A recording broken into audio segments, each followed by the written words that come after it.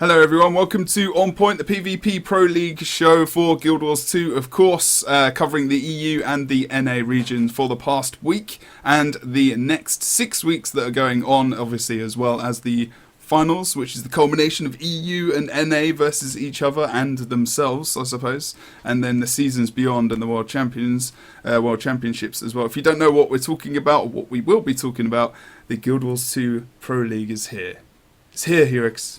It's here. It is, man. It is, for sure. And I'm excited about it. It's been exciting so far. I mean, week one was already great. I think like EU kind of went as expected. And then NA actually had a couple of really fun matches, and honestly, in some ways, kind of upsets. But yeah, it was pretty exciting, man. Awesome. We're going to be able to see exactly what Heurix is talking about in a bit, as obviously we have some footage from those games. But we did, of course, have the final teams coming through from last week. Last week we had the qualifiers for EU and NA. And yeah, it went pretty well. I feel like the teams that were meant to go through went through from EU. Do you feel the same about North America as well? I think at the end of the day, yeah, the teams that were kind of expected or kind of, I mean, once they showed up on that day, I think those teams that were going to make it through did make it through. The only kind of point of contention would be Apex Prime versus PZ, and I mean, they fought it out just as kind of people thought they would. It was really extreme. I mean, it was really close. It came down to a game 3 that was extremely close, and the first match actually on Forest was seconds away from being anyone's game. I mean, it was really good. But other than that, yeah, the 3 other matches were probably kind of as anticipated. Okay. Well, we are going to be able to go into those highlights for you now, and we're just going to show you exactly what happened last week. No, just some footage, really. Depends what you think about highlights. But anyway, you're going to see some nice footage here of what happened this past week, and then we're going to give you some info, final results, and, you know, we'll talk about what's going on next week on the Pro League. So, stay tuned for these highlights. Still trying to move on to Posey as well as he goes up towards the top, comes back down as well to try and get some support from Blackjack, but he gets run over. Literally, you see people piling over his corpse. Triffin comes in for the extra damage as well. I think that's going to be it as you see that Heart of Thorns Deer finisher coming out, and they're looking for the upkeep on the kills. Super goes down next. They're really rolling over this. Damage is coming in to Xenix right now. He tries to get his elite off, but he gets interrupted and he's going to be brought to the ground. That's a lot of damage. Guns and Tools tries to go in for the res here, but he's going to be dropped into Elise S. There's too many conditions, and he's going to be dropped. And they're cleaning up mid for the possible free cap now. That is a massive end play for TCG. 0 points coming out for these guys at the moment. We're going to see Rom kind of almost drop very low, but he drops into that Celestial Avatar form, which gives him a lot of healing, but does get locked down as well. And he needs to be careful as he disengages, because he's actually not able to get a lot of those heals off. He does get interrupted as well, tries to get away with the staff, trying to use the mobility, gets interrupted again, and look at the damage that comes out onto him as well. He goes into the downstate here. We need to see the res coming out from Frosty. We're going to see that Prototype is in the downstate. We're going to see the rally, and Rom does rally and get back up, and that's a big mid fight already with 2 members of the blue team coming out, and also Ferror in the downstate, just as you thought. This is classic orange logo. The Ranger's coming in now as well. He's trying to line of sight, distract. Oh no, is he going to come in for a cheek? He's going for it. This is really ballsy from Lipion. Knockback comes out with a big old bomb. He's going to get the res. Oh, the power plays from Lipion as he does a great job there. Epic stuff. They feel like they could get the team kill here, and they're already going for Demon Lord, but we are going to see the stun coming out on the side onto Oracle from Minzy there. That's a really good job offering him with the slick shoes. And they do get a kill here. This is a really good job. And AKA Lipion not able to be the hero this time. And I feel like they've been overcommitted here, and they will get a couple of kills potentially, but they back up. Levin in really low state here as well. And they come back out of their situation and get Demon Lord down. And that's top tier play for you. 2 down states, and they get the kill on Demon Lord.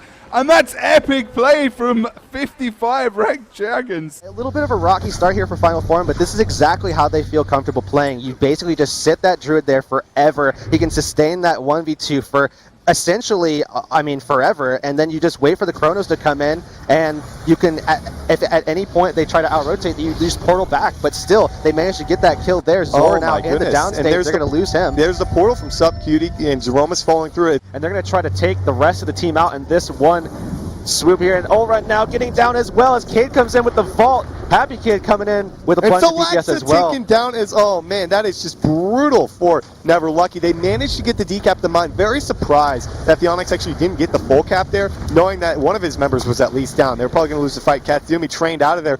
4 people off the map here on the side of this blue team. They will end up losing that henge point, and now the Onyx is not even going to get the cap the mine point. And then chase him off later. Ostrich now going to try to cut him off, although he's not healthy either, as he got Bowen just now sitting at about 20% HP. K-Bud now getting countered, and he's going to go down right there. Zeus going to go for the res. Do they have the damage to maintain as they knock it back there? Isn't it enough? Is Marvin's now going in for it as well? I don't think so. Is Marvin? Oh, they're able to take down Zeus as well. Marvin needs to be very careful. He has nothing left. He's going to be taking down a 3-man life, though Java is off of respawn, trying to hold on to this mine point. We see Morph already making way to it. He has both of his traps ready. We'll have to see if he's able to sustain. Trackful coming in as well. So is Tarsus. This is going to be it. Whoever takes this will be claiming game number 1. Red team gets the cap on the head. They got to get this kill now, though. Who's going to get it? Oh, they get it! Apex gets it! Gets the kill onto Chieftain and claims game number 1. NA and the EU highlights all in one go there, and good stuff. I mean, that was so hype at the end of that highlight reel, that Lord's, that kind of boss rush on the side. That was brilliant stuff.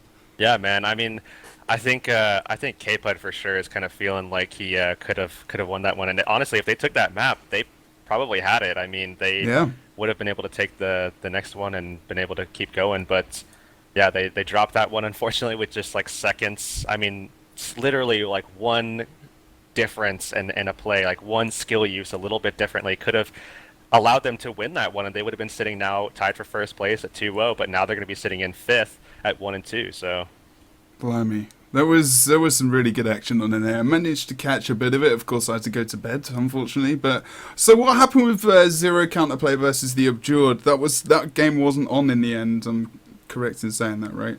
yeah, so what happened with Zero Counterplay and the Abjured is obviously the Abjured was all there as they usually are. Zero Counterplay unfortunately had a slight roster issue on day of. I know for sure that they're going to be back this coming Monday, but for this one of their players wasn't there, so they had an ineligible roster. That's the one. That's the one. And so yeah, they weren't able to play actually on the stream. And honestly, at the end of the day, it's kind of one of those things where if it was like Final Form versus the Abjured, or maybe like Apex Prime versus Spooky, that kind of thing, that would have been something that would have been really kind of upsetting. But at the end of the day, I think Zero Counterplay versus the Abjured would have played out like that either way. So, yeah, I remember you saying that actually when I was watching. That was probably the most predicted result and the best that maybe they could have got.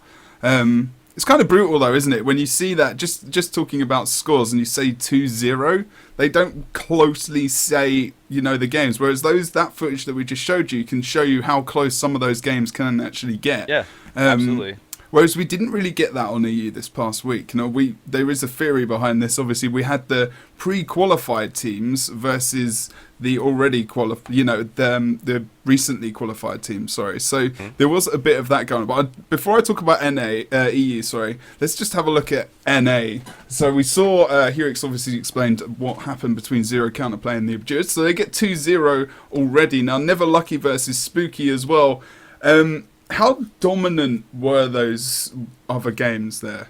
Well, Spooky versus Never Lucky started out with a good level of competition. I mean, like Spooky and Never Lucky were going at it a little bit on Forest, but Spooky wound up winning that first map pretty handily towards the end. They started getting the flow a little bit better. Mime, of course, playing the Necromancer as opposed to the Mesmer that they're used to playing with, but they feel really good with that Necromancer. It has a lot of control in the team fights, and they're able to rotate them pretty well. Yeah. But by the time they got over to the Legacy match, I mean, Spooky just dominated Never Lucky. They had the 3-cap going, and they just absolutely just put him in the dirt. I mean, honestly, it was absolutely ridiculous in the Legacy match. I thought Never Lucky, I mean, coming off of some roster issues, though, that's the biggest thing with them. They didn't have Bear. Obviously, they've lost Karina and Physics, and of course, before the Pro League even happened, they lost Amon. So they've been struggling to get back, but I think once they do, they're still going to be a pretty strong team. It's just they have to find their footing. They have to get their bearings right. They played this week, at least, Yeah. That's probably the biggest thing. Then one of the other teams that has a full roster and didn't even play. So I think that's pretty much a big credit to themselves as well. I think you're right, though. It's going to be difficult for them, and maybe this season for them is probably going to be all the storyline behind these guys, I suppose, as you could say, is the fact that maybe They might come quite close to the bottom of the league just because of that, not because of individual skill, but because of team, synergy. But they might be fighting to stay in the league more than anything, which is, will be quite good because, it means that they can get that experience still, but, stay in for next season, hopefully. I don't want to say, write them off like first week in, but that's a difficult thing to come back from. Yeah, absolutely. And I mean, there's also people have to realize that the Guild Challenger League, which by the way is starting on December 1st, so just a couple of days away from this point on, or from this point here, next Tuesday actually. That's right. That the Challenger League will be open, the PvP ranks will be open as well. So the teams that are not in the Pro League right now, teams that are actually pretty strong in my opinion, teams like on NA, like Radioactive, if they're gonna keep going and playing, that's a team that Never Lucky has to be kind of thinking about if they're not going to be making it, if they can't find where they feel comfortable and actually perform well in this league, and they wind up being one of those bottom teams, they have to be looking at, oh man, we have to go up against Radioactive, who are looking to get back in, and they're angry too. So wow, okay, they are awesome. That's good to know though. Like, it's good to have that, that fire to get back into Pro League. Let's just quickly go back over to the NA results and just have a look. Team PZ, Apex Prime 2-1, so close stuff between those guys in the end as well. Going to a Kylo, good stuff. Liking it. And yeah, then, Apex PZ was probably the best match, honestly. The best series. The cool thing about was this our feature match last week? It was our feature match. People actually thought Apex was going to win. It was pretty close. So I did honestly, too. I did. Wait a minute. Who did you say? I thought. I think you said it was gonna be TPZ. PZ, man. I thought it was going to be PZ, and honestly, it should have been, and it was mistakes on their part, in my opinion, that actually led to Apex Prime taking it. And then by the time they got to Kylo, Apex was just feeling it so much that they were just on fire. I mean, they were honestly outplaying PZ at that current point. But the first two maps, honestly, I felt like PZ should have taken them. They should have taken them. I do wish I'd watched more because I remember catching the first, but I missed that highlight, I guess. But it was some really good games on NA this past week. I did enjoy that. So, that might be... Unfortunately, we won't get to see those guys play each other again, maybe until next season if they're still both here. But that could be something in the future where, it could be a good one to just remember and look out for, actually. And then we had Final Form versus Easy Peasy Lemon Squeezy. Ostrich Eggs coming back. Love it. Ostrich Eggs, yeah, he was in Apex, and we had a little interview with him a little bit as well, and he was feeling like he could take on he was feeling like he could take on the Absurd, man. He was talking a little smack about how not his Ostrich team. Eggs talking smack. Yeah, it wasn't even about his team. He was saying that the team is doing well and they've been working their butts off for the past 3 weeks, which is true. They definitely have. They've been scrimming a lot. They've been working on a lot of things. They've been fixing their composition, of course, moving 2 players over to new professions as opposed to what they were running beforehand. Obviously, Ostrich Eggs moving from NG to Necro. And then you have Trackful going from Scrapper to Revenant. But, I mean, he was saying actually that the team... or the people who are going to beat the Absurd is whatever team he's on. He feels like he is the key to beating the Absurd because he played with them. He went through all the steps of learning how to be that team, the Absurd. So he feels like he can bring another team to do the same thing. But yeah, talking about Final Form versus Easy Peasy, Final Form, bringing that interesting comp. And we were talking about it a little bit beforehand, that double Druid, double Chrono with the Elementalist. And honestly... That's great. Good luck, man. Good luck. That is a hard comp to take down. Was it Bunker? They're all flaws. There are flaws. What amulets were the Mesmers running on that? The Mesmers were running Zerker, if I'm not mistaken. Wow. If not Marauders, but I'm pretty sure Zerkers. The Druids were running Sentinels for sure. So honestly, though, the thing to kind of take away from this is that there are still flaws in it. There are still ways to get around the difficulty of trying to take that comp on, because obviously it's like the same thing as it was with Radioactive and even Apex before, like a year ago, where you have kind of like a bunker style comp where it's very hard to take down certain members of the team, and then you have like a lot of damage rotating in with a little bit of support as well.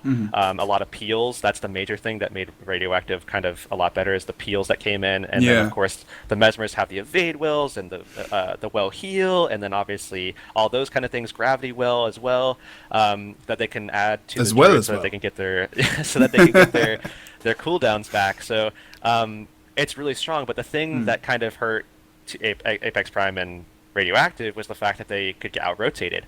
The problem now is, how do you out-rotate 2 Chronomancers? How do you out-rotate 2 different portals. It's very hard for teams to do Yeah. that. But in my opinion, the secret comes down to exploiting Bob, the Elementalist for Final Form. If you exploit that, if you can take him out quickly, then I think it will create holes in their in the way that they rotate, as well as whenever you go into the finding the druids, force them into the Celestial Avatar form, and then get a lot of CCs out on there, because they aren't going to be... I mean, they have stab in their builds, but if you can kind of rip that off and get it off of them, or kind of cause them to not have that in that situation, when they go into Celestial Avatar form, you can CC and burst, and they're going to be basically useless. So hopefully teams will be able to do that and find... I mean, hopefully there's other strategies too, because if that's it, then that's not a lot of vulnerability points, you know? No, that's true.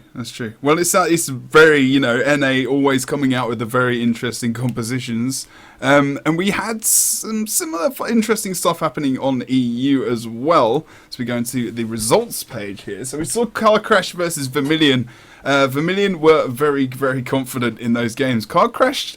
Actually, compared to their first series in the qualifier last week, it almost felt like almost different teams. They commit to some situations and very awkward rotations where I felt like they almost put themselves in position of a loss. I'm not going to say throwing the game, because that's not something I feel that teams are obviously doing. But there was some really, really interesting rotations here as well.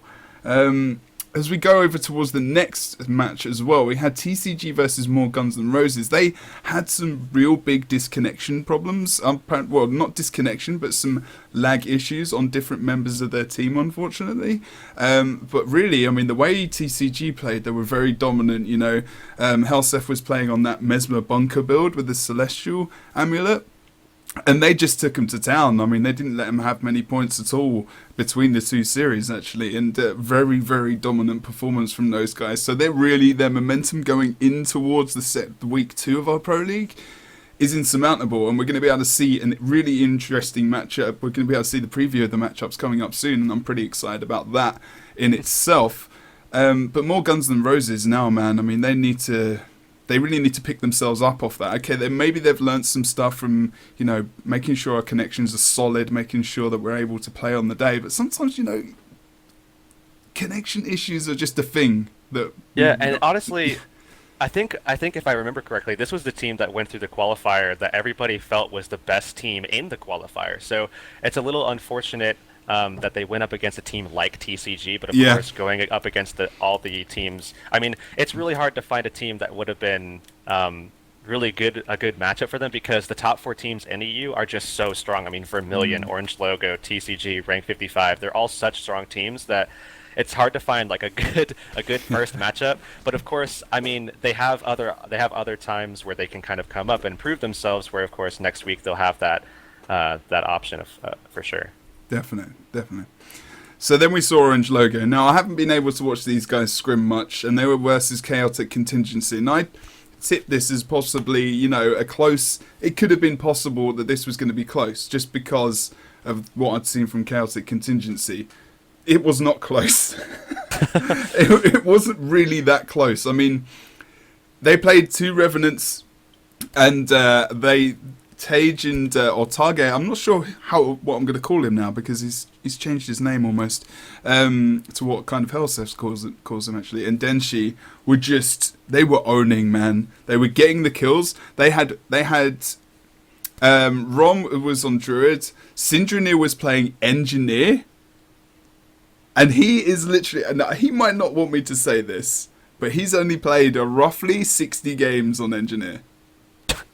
And they literally destroyed Fate. It was ridiculous. I've played with Syndranir, or Syndranir, actually. You pronounce it wrong, by the way. Syndranir. Okay. He never tells me that. I played with him for a while. I think probably about a year at this point. He's actually, in my opinion, one of the strongest multi-classers in the scene, not just for EU, but also for NA. He's a really, really solid player, of course, a really, really solid thief. Definitely. Easily in the talks for a top 3 thief in the entire world, in my opinion. I mean, easily in that talk, for sure. But, I mean, people kind of don't expect him to have all these other classes that he's able to pick up very quickly. Yeah, I'm sure there's a lot of people that haven't seen him play that scrapper, play anything else for that matter. But I think he's a really good player on pretty much. Definitely. I mean, give him something and give him a week on it, and he's good to go, in my opinion. Yeah. Honestly. And that's the versatility of Orange Logo, right? Because Denshi is pretty much the same as well. Right, yeah. Absolutely. Like, it's always multicasting, you know. We've seen him in WTSs playing different, you know, played Engineer in the first one with Orange Logo, and then in the second one he played Ellie, and I think he played Ellie on TCG as well, as far as I can remember. And, you know, like, that's just perfect. Frostball played, you know, Bunker Mesmer as well. So he was really the support because Ron was running like a Druid build, but with Marksman. So it was like, you know, their builds weren't... There wasn't a massive amount of healing support through. Like, there was a lot of boon outage, and they were just literally... And actually, someone who described it very well was Karam, and he was talking about... And I think Super to me at some point as well was talking about, you know, the domination going into fights, making sure that they win that fight, full aggression. This is what Orange Logo, they've gone right back to it. Full aggression mode. Just completely dominate your opponents in fights around the map. Get the caps that way. And it's almost as simple as that. There's not much... If teams can sustain them in the future, they might have problems, as they have done in the past, in terms of rotating, because they're not really a rotating team. They're rotating off their kills, if that makes sense. And yeah, absolutely. It's just like... I love watching it because it reminds me a lot of the WTS in Boston and that kind of play style. And yeah, it was really good to watch because it was kind of surprising as well, especially seeing Sin on an NG. I did see him in the Mist a couple of weeks ago, and he said, "Oh, I might play it during week 1. You never know." But anyway, we're going to run into rank 55 Dragons, and they ran away with this series as well, really, versus Purple Noise. I think, you know, like you said as well, the newly qualified teams had a bit of trouble this week, in all honesty, and we can have a look at the future preview matches for week 2. But first of all, we're going to have a look at the NA standings and see how these teams kind of stand up. We kind of can already know just by going through the results that we just had, of course. You know, final form, the Abjured and Spooky joint first at the moment, with Apex Prime over in the 4th position with 5th, taken by PZ. And then we got 6th, 3 positions, of course, because we've got 3 losses there. There's 0-2s for Never Lucky, Easy Peasy, Lemon Squeezy, and 0 counterplay. So we're looking forward to hopefully seeing those guys next week. Have a little bit more luck, I suppose, especially for Never Lucky. So maybe they can be proved. Yeah, they are never lucky at the moment with all those roster issues, but hopefully they can change that luck. It's the name. Next week, man. They need to change the name. It's just like awful luck, even with the net luck. I don't really need to explain that, really, to be honest. And then we've got the EU League Leaderboard here as well, with Orange Logo ranked 55 and TCG there over on 1st. This is all by alphabetical and whatnot over here as well. There's no real first team, and Vermilion as well, because everyone won exactly on the same amount of scores. So 5th, joint 5th at the moment, Car Crash, Chaotic, Contingency, More Guns, and also Purple Noise, all looking forward to hopefully coming back in the next week. But Heurix. Yeah, and actually, just for clarity, I think a lot of people don't realize how this works, and this was actually kind of something that I think people were kind of curious about, is that the standings actually work off of the games played. So how it basically works is, it's not just if you win the series, you get like 1, you know what I mean? Yeah, you want to win off of, you want to win all course. your games without losing them. So if you look at the people who were looking at the NA side, you could see that the teams that won without losing were all in 1st, and then a team that actually did still win their series was in 4th and was actually in 4th behind them. That's because they didn't have the same points because they have a loss in their record. That's it, exactly. And yeah, I mean, over in the EU, it's just everyone's the same because it's 2. Yeah. It's a bit easier, I suppose. But it makes sense because we can't have draws, you know. We can't have equal. Absolutely. We can't get 3 points for a win, 1 point for a draw, and 7 weeks. Yeah, so it really is important to try and get even a game. Like, this is maybe even something the teams are kind of almost forgetting as well. Like, after the first game, it might be demoralising, but to try and get your win, even on your best map, is so important for a team at the moment, because it can be the difference even between relegation and playoffs, when they might get demoted and go in towards the Guild Challenger League. or staying in the Pro League, and it really could be Yep. that difference. Just one simple game that they could have just, won through a little bit more determination or whatever you want to call that. We are going to go over to the NA1 Week 2 preview and see who's going to be playing each other. So, do you want to run us through these games, Heurix, and just maybe give us a tiny bit of background info? All right, so first match that you guys are going to be seeing is Zero Counterplay versus Apex Prime. Of course, Apex Prime coming off the high of this past week, winning over PZ with those really great matches. And Zero Counterplay, this will be the first time we actually get to see them play, because this is the first week that they'll actually have their full eligible roster ready to play. Huzzah! Fingers crossed at least. So it'll be cool to see those guys play. I think, honestly, that Apex Prime, especially with the momentum that they have going into this week, I think that they are feeling really confident about this one. I think Apex Prime is going to be probably taking this, probably 2-0. Okay. And looking at match 2, you have PZ versus the Absurd. PZ, still a really good team despite the fact that they lost to Apex. I still think that they should have taken first 2 maps, and they just kind of let it slip through their fingers. Of course, the Absurd is the first time we'll get to see them in the Pro League because they were up against Zero Counterplay. So. That's true. I mean, there is something about that, isn't there? That the practice that comes out. Like, all these guys got to play last week, so at least there's that. I mean, obviously, these guys are scrimming to a degree. And so, obviously, they're playing teams in the Pro League or they're playing other people, like collaboration of different people as well. So, it's not that they're not practicing, but they haven't played as many games as these guys in the Pro League. All right, it's one series. Yeah, absolutely. Yeah. That's completely fair to say, in my opinion. But of course, the Absurd though is a totally different beast than what most people expect, and totally different experience. And dominating they have force. more experience. Yeah. Be interesting, and also to see what builds they're actually running as well, because it's different to play what they're playing in scrims. Because some people are, they're counter comping and they're just changing tiny bits in their traits, which are actually, very, very important and to be noted. Just simple things, especially elementalists, changing quite a lot up depending on who they're going up against. And I think honestly, PZ will do okay on Forest. I think they're going to probably score 300 points on Forest, although I think it's not going to be too much more than that. And then after that, Legacy is just going to be for the Absurd, unless PZ can come up with a really good way to exploit the map, because, I mean, obviously the map is extremely open, and Absurd has been known to kind of fall behind because of that, although now they're running 2 Revenants, so it's a lot easier to not be exploited by that because of the mobility of the Revenant. It's very easy to get the rotations and stay alive in those team fights. But at the next match, and this is honestly, in my opinion, going to be the most. And if I had to pick a feature match, it would be this one, because Never Lucky versus Easy Peasy is going to be good, but Final Form versus Spooky matters more, in my opinion. And that's because these guys are both tied for first, and these guys are both teams that I imagine that will end it in the top 4.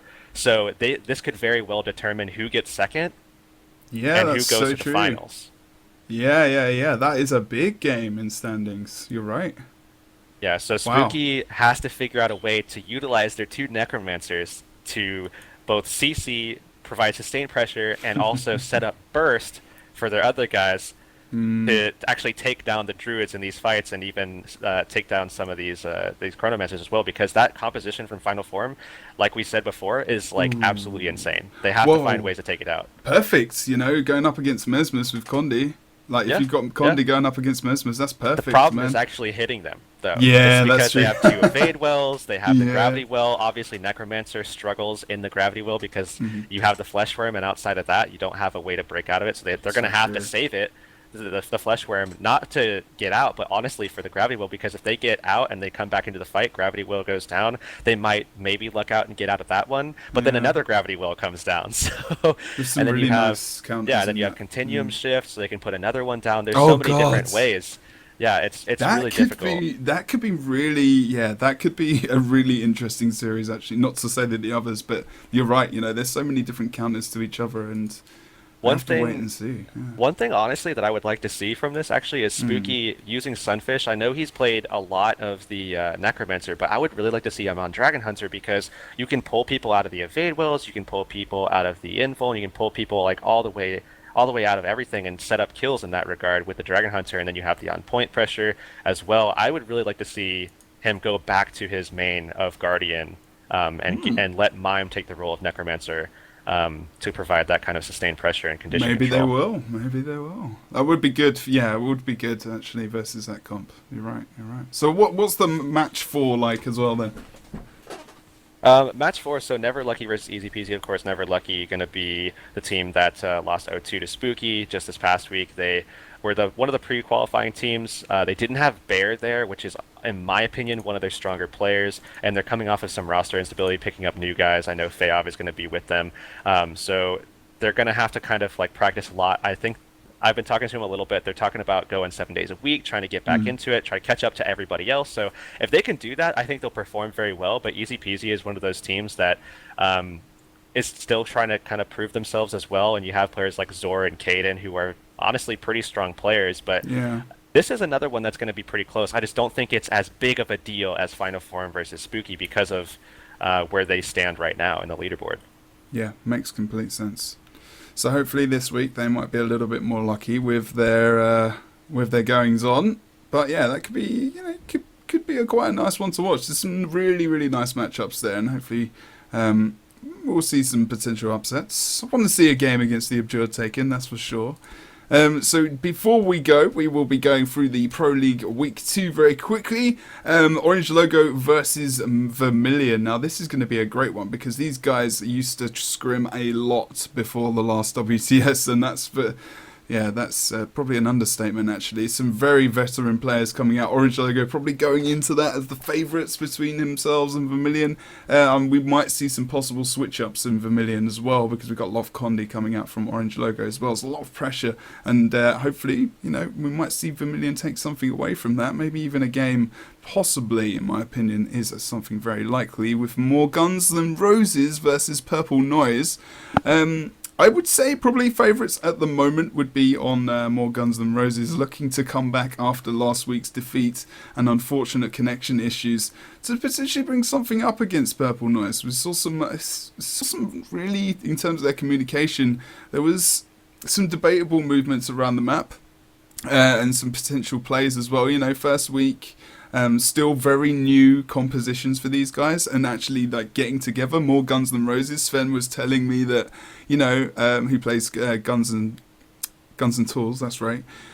That the team has only been together for like 2.5 weeks leading up to the first week of Pro League. And it's a very similar situation for Purple Noise. Their final lineup wasn't that long before the first week of Pro League of the qualifiers. So everyone's in quite a similar situation in this. So this could be actually quite close in the end, dependent on that maybe. But I feel like More Guns N' Roses probably should take that series. Then we got rank. This is the big one. This is the big one of this week. Rank 55 Dragons versus TCG is going to be a massive series. Of course, TCG going to WTS now twice out of the 3 times that we've had it. Rank 55 Dragons lost out, unfortunately. But these 2 of our teams are already pre-qualified. And Helsef is going up against ex-members of the Civilized Gentlemen, of course. There's actually probably been more ex-members of TCG than there have been full-time members, in all honesty, but, that's the thing. Of course, Zan and Lipion as well, and Livin, they've all been playing together and played with Helsef at different points in time as well from WTS, so that's going to be really interesting to see that kind of... I'm pretty sure there's no bad blood, but it's a nice grudge match to watch, It's a nice storyline behind that series, and they're very, very quality players on both sides. Still, TCG, they've got a very young squad, man. It's a very young squad, 17 and 18-year-olds. I'm not saying that's just maybe young compared to me, but it's the same on a lot of these teams. Well, you are kind of a grandpa. I am getting honestly. a little bit long in the tooth. 40. 40. I'm 34 on the 6th of December. Oh man. Yeah, I know. So if I don't get a birthday card, I will be very upset. I got you, man. It'll be Sunday. I'll get it to you when you're mid-flight, dude. Mid-flight. Thanks. Actually, man. You don't fly on Sundays. You fly on Mondays. So No. I don't even fly. I drive. Oh. I'll give it to you on my flight when you're sitting at home doing nothing. Sick, man. Awesome. Send me a message. So that series is going to be really, really good to watch. So that's probably my featured favorite series of. It's actually they're all good. This is a really good week. Actually, week 2 for both regions. It's going to be great. It's going to be great every week, but this feels like it's going to be quite a strong lineup. Going over to the final match, match 4, Car Crash versus Chaotic Contingency. Chaotic Contingency are looking to come back from potentially maybe a series last week which felt as if they could have done better, which they hadn't been up against Orange Logo many times as far as I know, scrimmage wise, and I feel like they were quite surprised with what happened in that series, in all honesty. I think I was as well. So they're looking back to come and take something against Car Crash. Same with those guys, an unexpected potential that they got quite dominated last week maybe as well. And so both of these teams want to come into Pro League this week for EU and show us what they have got. That's pretty much the Pro League for this week, to be honest. We've given you the results, we've given you the standings and the preview for next week's matches. This has been a, it's a recorded version, so we haven't gone through the straw polls. Normally we go through straw polls. We're going to have interviews in future as well. So just to give you guys a little bit of information about the future of this show, you're going to see me and Heurix especially for the next 6 weeks at the very least. So you better Hopefully get used to it. you can get used to this a little bit. Yeah. Used to this combo as well. Yeah, man. It's a new thing. We're still getting used to it. We're confused. We're upset. We're happy. Many different emotions going through. Dude. But yeah, otherwise, I'm excited for next week. How are you feeling? Yeah, absolutely. We got a lot of great matches. We talked about Final Form versus Spooky, Never Lucky versus Easy Peasy are certainly going to be good ones. On the other side of EU, you have Orange Logo versus Vermilion. You have Rig 55 versus TCG. Honestly, I think all of the games on EU side are going to be pretty competitive. Oh, yeah. While there are 2 on NA that are really, really, really going to be great. And honestly, all of them kind of have the possibility of being good games. Definitely, man.